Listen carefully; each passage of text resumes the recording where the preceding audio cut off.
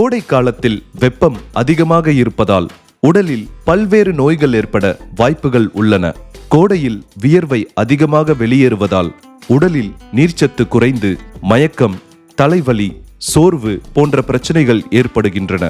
தினமும் 3 முதல் 4 லிட்டர் தண்ணீர் குடிக்க வேண்டும். இளநீர், மோர், பழச்சாறுகள் போன்ற நீர்ச்சத்து நிறைந்த பானங்களை அருந்தலாம். இதன் மூலம் நீர்ச்சத்து குறைபாட்டை விரட்டலாம். கோடையில் ஏற்படும் மற்றொரு நோய் வெப்ப பக்கவாதம்.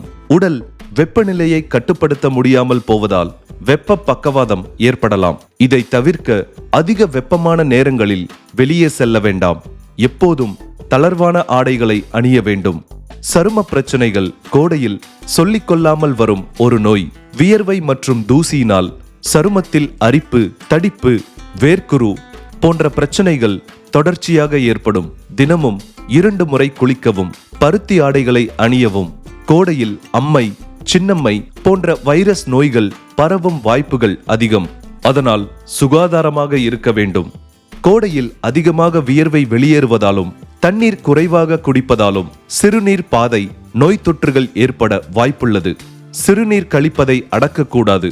இது போக கோடையில் வெயிலின் தாக்கம் அதிகமாக இருப்பதால் கண்ணெரிச்சல், கண் சிவத்தல் போன்ற பிரச்சனைகள் ஏற்படும். இது போக உடலில் அசாதாரண மாற்றங்கள் ஏதாவது ஏற்பட்டால் உடனடியாக மருத்துவரை அணுகவும்.